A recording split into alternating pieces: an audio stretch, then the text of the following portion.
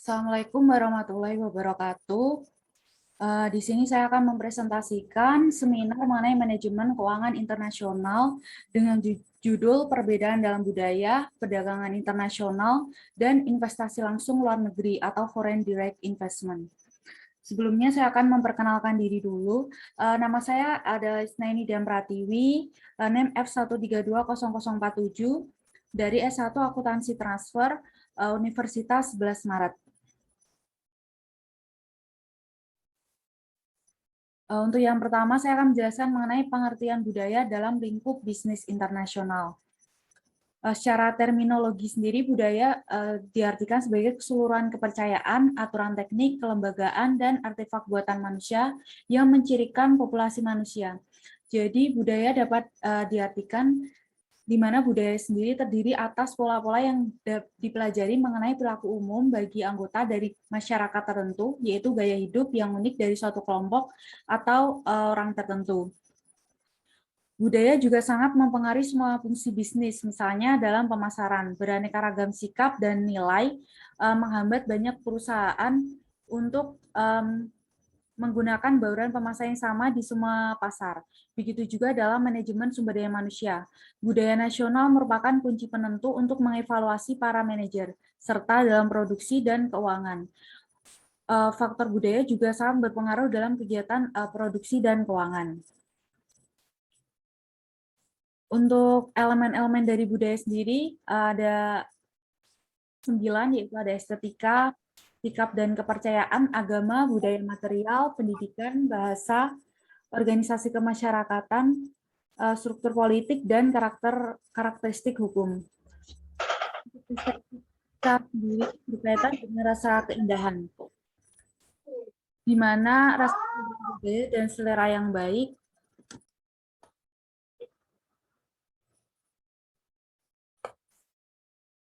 di dalam estetika, para pelaku bisnis internasional itu tertarik pada aspek-aspek formal dari seni, warna, dan bentuk karena arti simbolis yang dimilikinya. Seperti contohnya itu dalam cerita rakyat berguna untuk memelihara rasa persatuan kelompok dan mengindikasikan bahwa seseorang itu merupakan bagian dari kelompok tersebut. Lalu ada sikap dan kepercayaan. Setiap budaya itu memiliki seperangkat sikap dan kepercayaan yang mempengaruhi hampir seluruh aspek perilaku manusia dan membantu membawa ketertiban kepada masyarakat dan individu-individunya. Sikap dan kepercayaan yang sangat penting bagi pelaku bisnis itu antara lain adalah sikap terhadap waktu, terhadap pencapaian dan pekerjaan, serta terhadap perubahannya. Lalu agama. Agama itu elemen yang sangat penting dalam budaya. Bertanggung jawab atas banyak sikap dan kepercayaan yang mempengaruhi perilaku manusia. Prinsip-prinsip dasar dan dari beberapa agama besar akan memberikan pemahaman yang lebih baik mengenai mengapa sikap orang begitu bervariasi dari suatu negara ke negara lain. Lalu selanjutnya ada budaya material. Budaya material itu merujuk kepada objek buatan manusia dan berkaitan dengan bagaimana orang membuat benda-benda seperti teknologi. Siapa yang membuat, apa, mengapa, bagaimana hal tersebut dibuat, dan untuk siapa hal tersebut dibuat. Nah, perbedaan dalam tingkat teknologi sebagai budaya material antar negara itu menjadi dasar untuk menilai apakah negara tersebut dikategorikan maju atau negara berkembang. Era teknologi informasi itu merubah dengan cepat kemudahan dalam bisnis internasional. Lalu selanjutnya itu dari segi pendidikan, elemen pendidikan bagi pengusaha yang ingin berinvestasi di suatu negara penting sekali untuk mengetahui tingkat dan ukuran pendidikan pada negara tuan rumahnya. Karena hal itu sangat berpengaruh dalam penentuan tenaga kerja yang dibutuhkan. Ketika negara berkembang menjadi negara industri, terdapat persaingan yang lebih tinggi di pasar dan peluang tenaga kerja berpendidikan tinggi itu meningkat. Namun terjadinya brain drain atau emigrasi dari tenaga profesional berpendidikan tinggi ke negara lain itu sangat merugikan negara berkembang. Begitu juga jika terjadi kebalikannya atau kembalinya tenaga profesional berpendidikan tinggi ke negara asalnya. Itu memberikan pengaruh yang nyata atas daya saing negara asalnya dalam kancah internasional. Selanjutnya dari segi bahasa, itu perbedaan bahasa itu tentunya menjadi faktor yang penting dalam elemen bisnis internasional, dalam hal kebudayaan. Lalu ada organisasi kemasyarakatan. Setiap negara atau masyarakat memiliki suatu struktur atau organisasi yang mengatur hubungan-hubungan yang terpola, yang mendefinisikan dan mengatur cara anggota-anggotanya berinteraksi satu sama lain. Di mana di dalam aspek budaya organisasi kemasyarakatan itu terbagi menjadi dua, yaitu ada berdasarkan pertalian keluarga. Jadi dari beberapa perusahaan asing, keluarga besar itu merupakan faktor penting sebagai sumber koneksi di dalam bisnis. Lalu yang kedua itu berdasarkan asosiasi bebas dari individu-individu. Jadi asosiasi itu merupakan unit-unit sosial berdasarkan atas usia, gender, atau minat yang sama, bukan berdasarkan pada hubungan keluarga.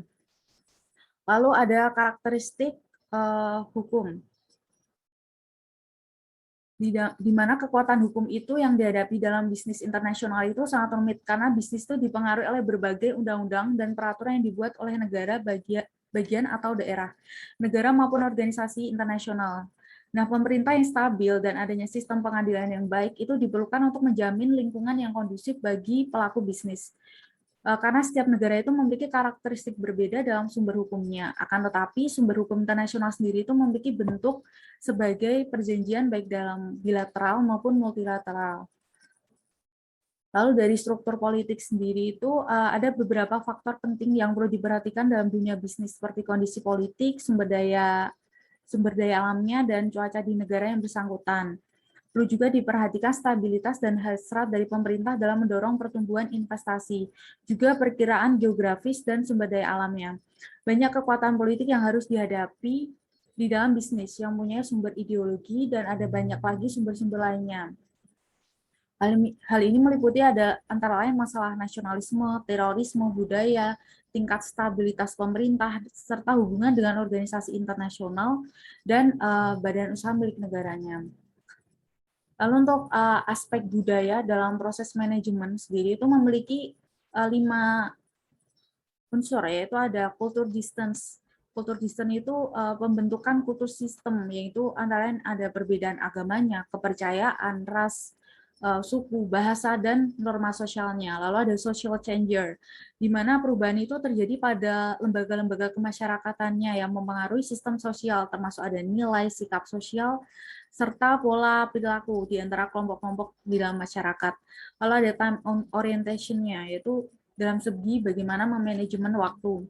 Dan ada language atau bahasanya, tentunya ini menjadi aspek penting dalam bisnis internasional, dalam aspek budaya.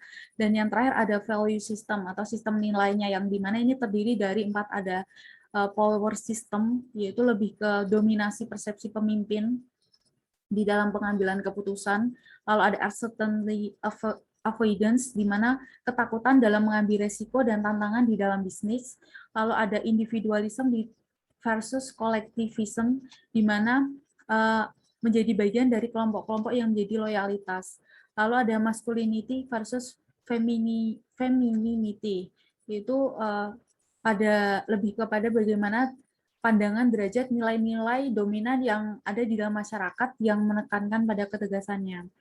Nah, untuk itu diperlukan sekali pemahaman akan budaya-budaya yang dapat mempengaruhi kegiatan bisnis yang akan dilakukan oleh pelaku bisnis, khususnya pada bidang bisnis yang berskala internasional terhadap budaya di mana mereka melakukan kegiatan bisnisnya.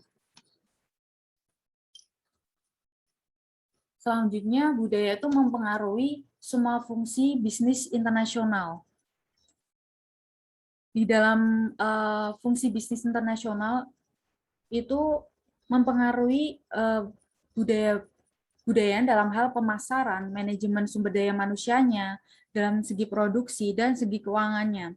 Dalam segi pemasaran itu lebih dari, contohnya itu dari pengiklanan produk, di mana untuk setiap negara itu tentunya memiliki karakteristik sendiri, sehingga dalam segi pemasaran atau pengiklanan produk pun bisa lebih bervariatif, tergantung dari karakteristik setiap negara. Lalu ada manajemen SDM-nya. Biaya budaya itu menentukan pula suatu perusahaan dalam mengevaluasi dan merekrut para karyawan dan manajernya. Terkadang perusahaan itu melihat dari latar belakang budaya seseorang dan tingkat pendidikannya. Lalu dari segi produksi, nilai dan sikap yang dianut oleh masyarakat suatu negara secara tidak langsung itu juga akan berpengaruh terhadap metode proses produksi produk yang baru. Lalu dari segi keuangan sendiri, nilai dan sikap masyarakat suatu negara itu berpengaruh terhadap pengelolaan keuangan individu maupun perusahaannya.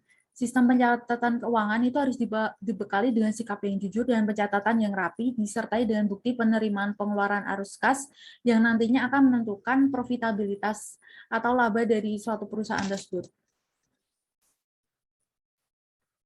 Selanjutnya, saya akan bahas mengenai perdagangan internasional. Apa sih yang dimaksud dengan perdagangan internasional itu?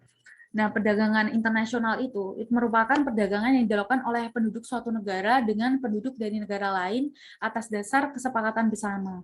Nah, penduduk yang dimaksud ini tuh bisa antar perorangan dari individu dengan individu maupun pemerintah suatu negara dengan pemerintah negara lain.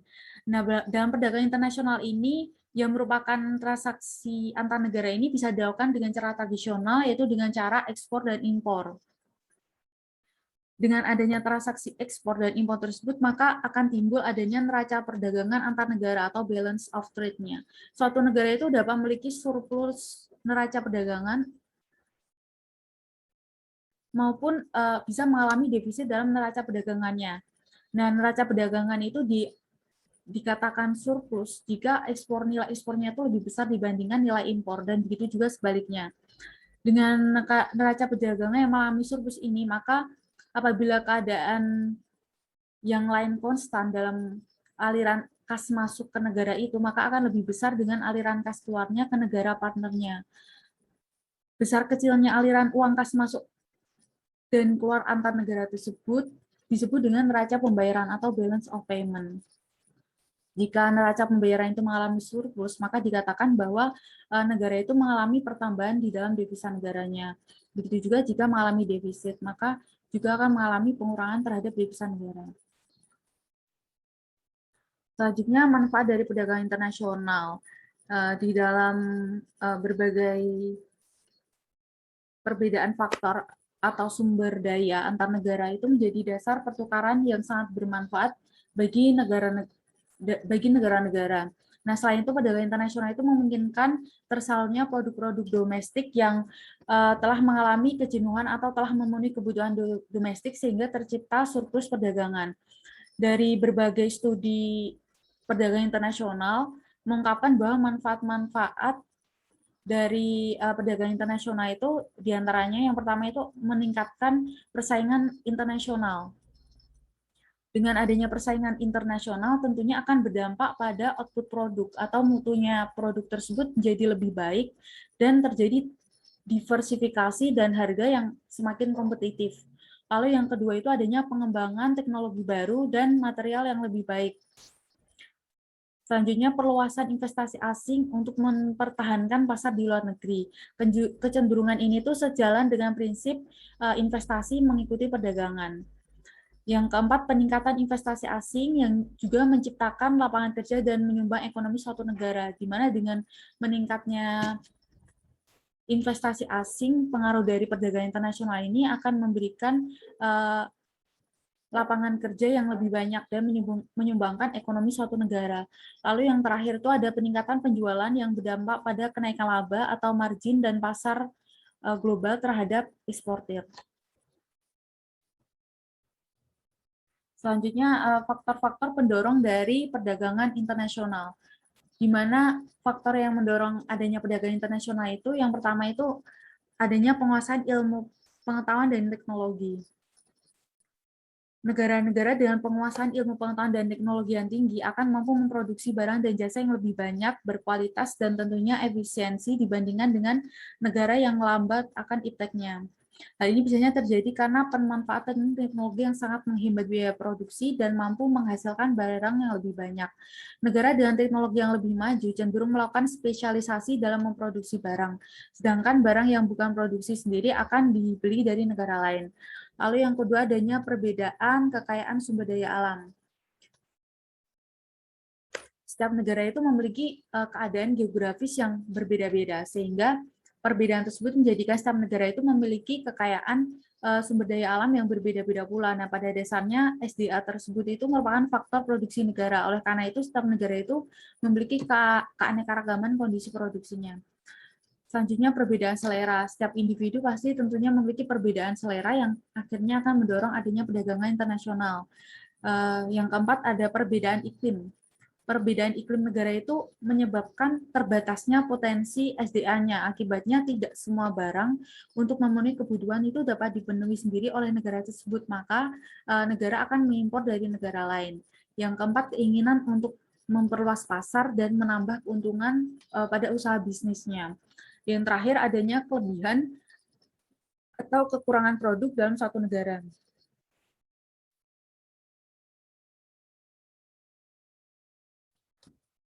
Untuk selanjutnya membahas setelah faktor pendorong, yaitu sekarang membahas mengenai bagaimana tantangan perdagangan global. Di mana di sini saya menyebutkan ada 5 tantangan di dalam perdagangan internasional. Yang pertama itu mengenai perubahan perilaku konsumen dan pola perdagangan global.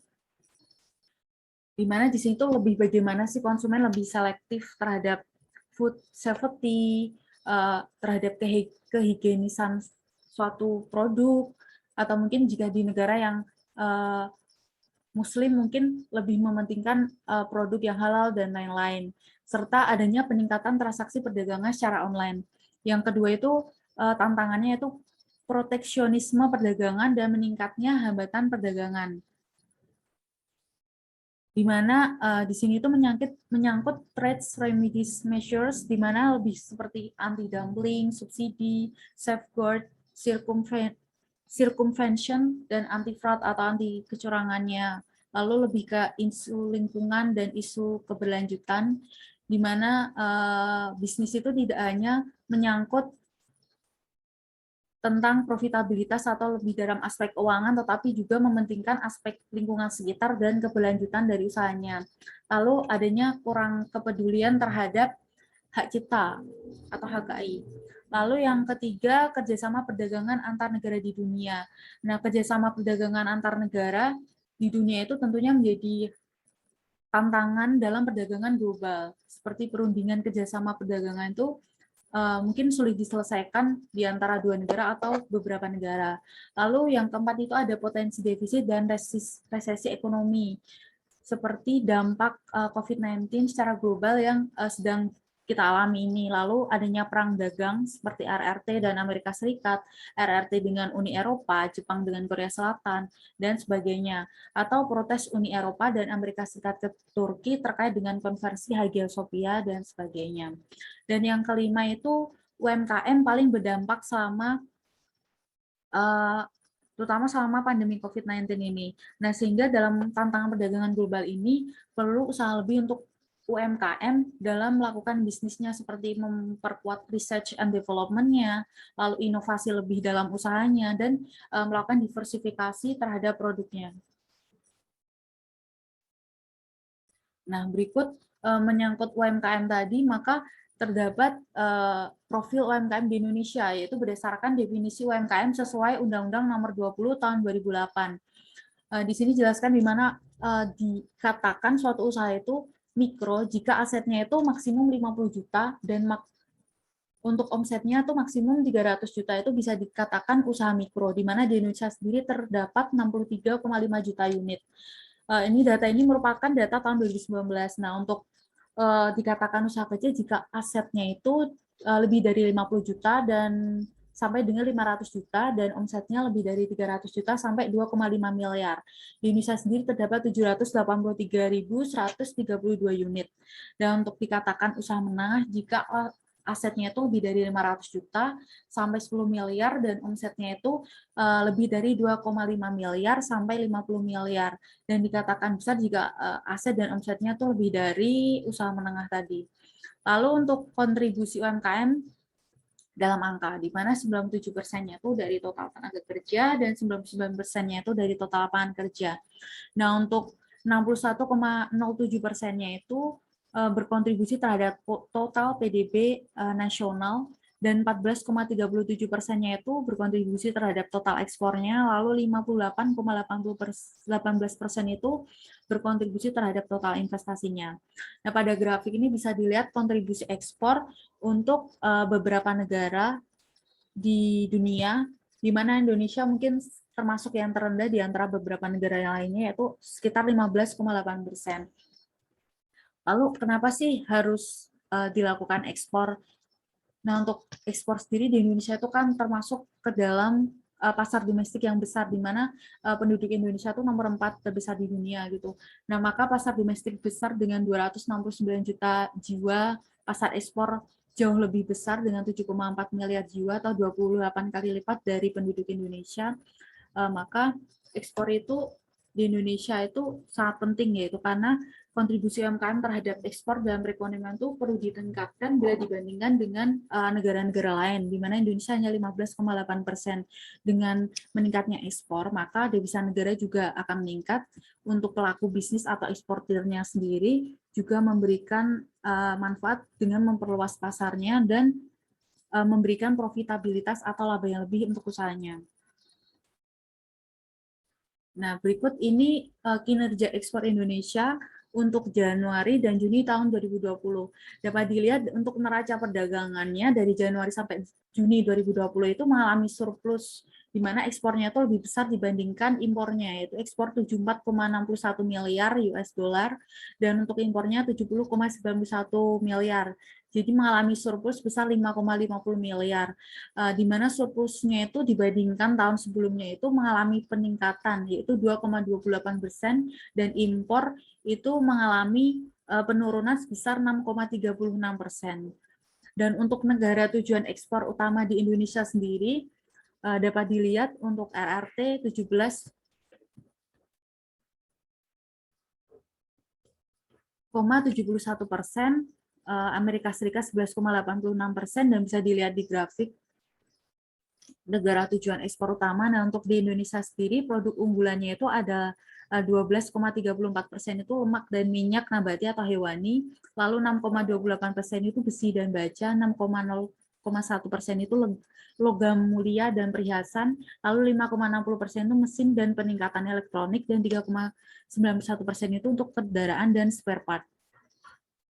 Selanjutnya, masalah bagaimana mengantisipasi resiko perdagangan ekspor-impor, di mana untuk mengantisipasinya itu satu, pemahaman akan industri atau ekonomi sosial budaya dan hukum perdagangan yang berlaku di negara yang menjadi mitra bisnis dan juga hukum internasional.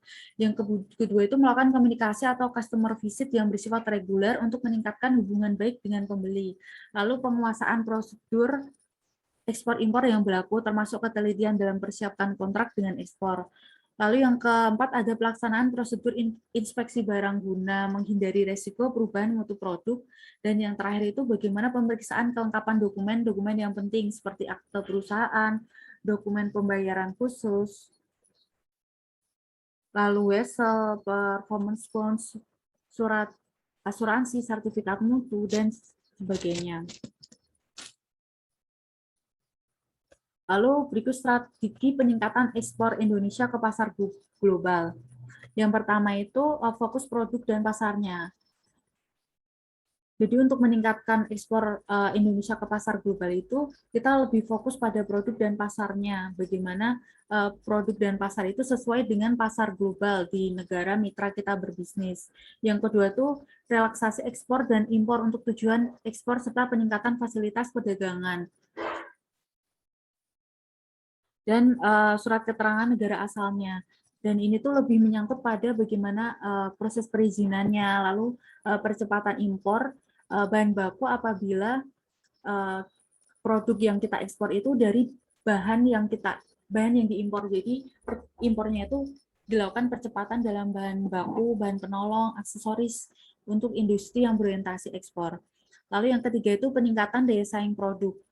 Ya, ini tuh lebih kayak bagaimana sih produk itu dari fasilitas penguatan desainnya, fasilitas sertifikasinya, seperti paten, merek, indikasi geografis, dan desain industrinya, peningkatan kapasitas, kualitas, menjaga kontinuitas delivery on time, dan lain-lain.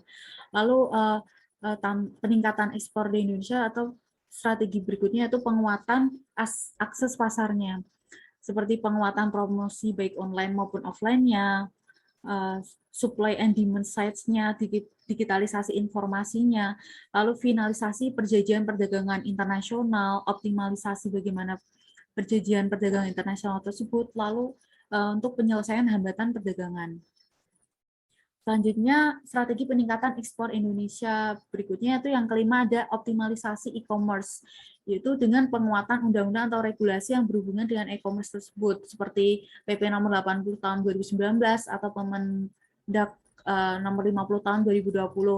Lalu ada Digital Trade Hub, pemanfaatan platform digital untuk perdagangan produk dalam negeri dan UKM berorientasi ekspor. Selanjutnya ada kerjasama dengan e-commerce seperti Bukalapak, Tokopedia, Shopee, Amazon Marketplace for Indonesian Product, dan sebagainya. Lalu yang keenam, penguatan UKM orientasi ekspor.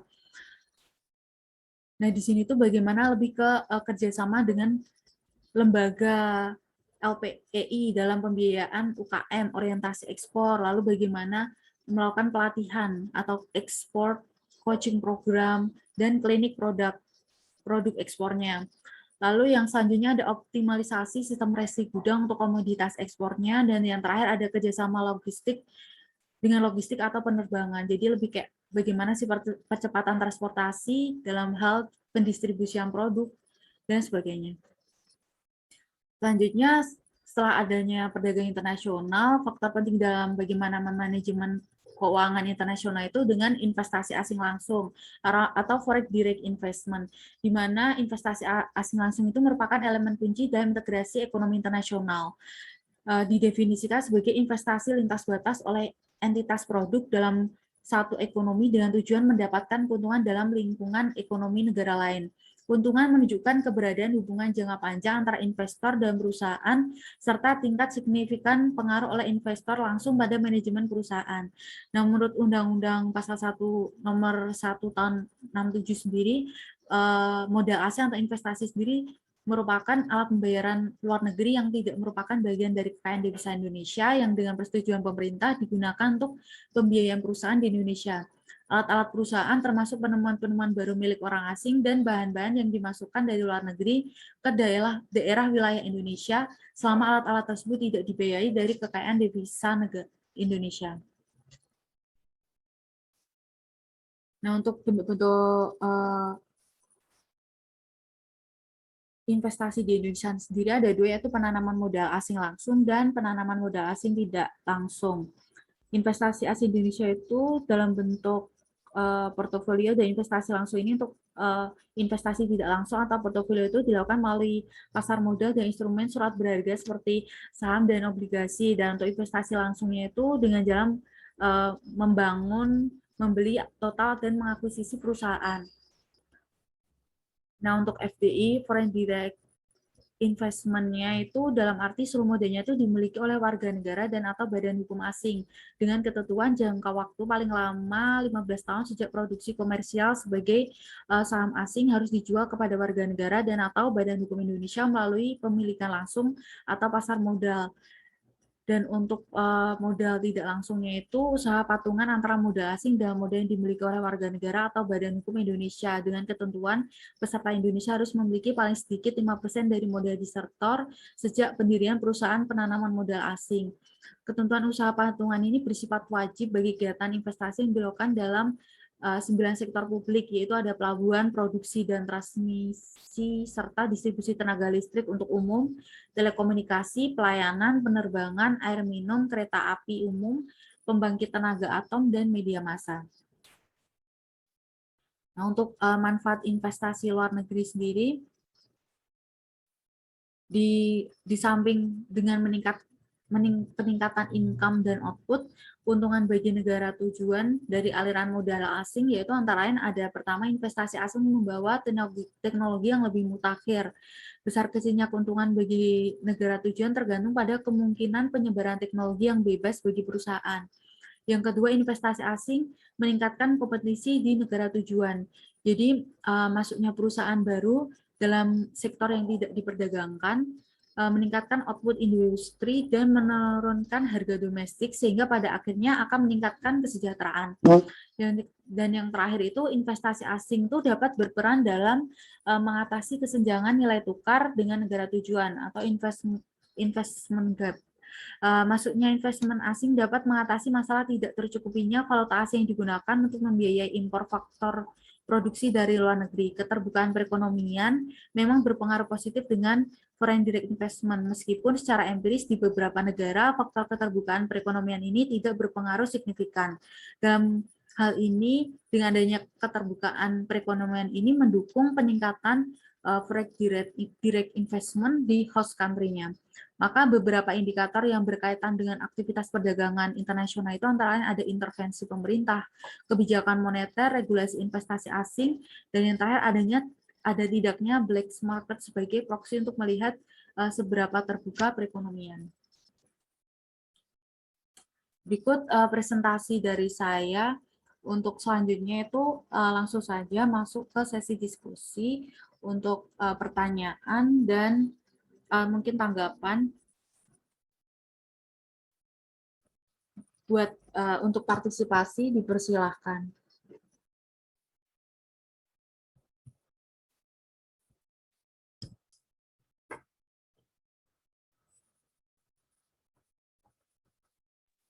Baik, saya mau nanya Mbak dari Adit. Ini mau nanya terkait UMKM sih.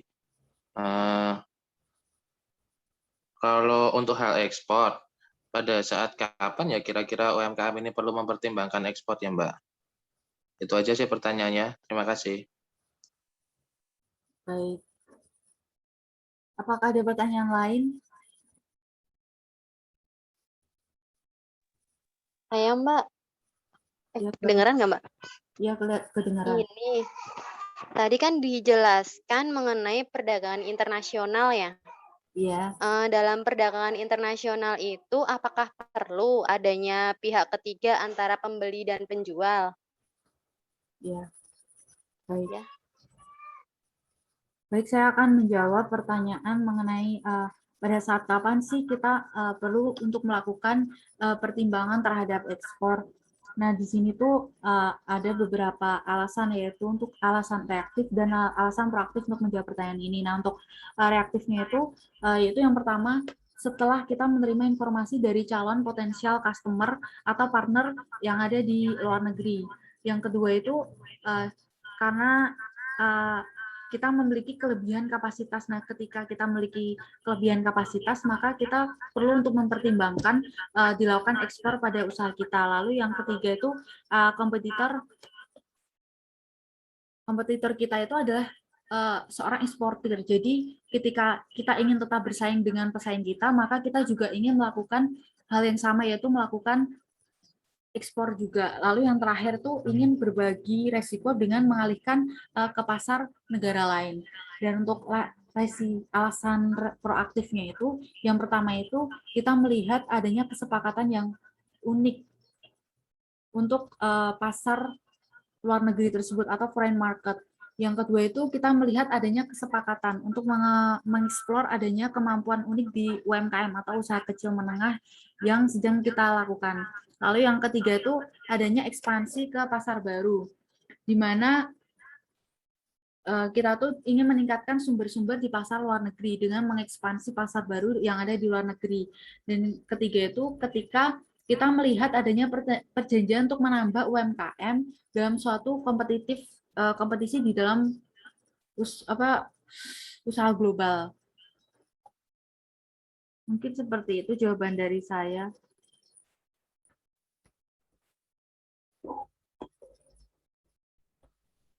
Nah, untuk selanjutnya, saya ingin menjawab pertanyaan dari transaksi perdagangan internasional itu, apakah perlu adanya peran pihak ketiga sebagai intermediasi antara pembeli dan penjual. Nah, transaksi perdagangan itu memerlukan adanya trust di antara buyer and seller-nya, maka diperlukan peranan pihak ketiga sebagai intermediasi untuk menjembatani perbedaan kepentingan pembeli dan penjual, yaitu melalui bank sebagai intermediasinya. Yaitu dalam hal pertama, kepastian pembayaran terhadap barang yang dijual. Yang kedua, pembiayaan barang yang dijual.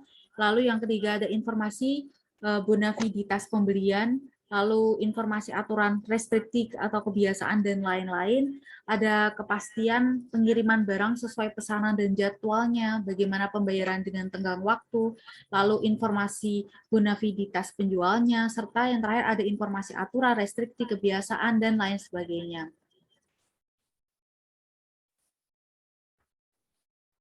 Berikut jawaban dari saya.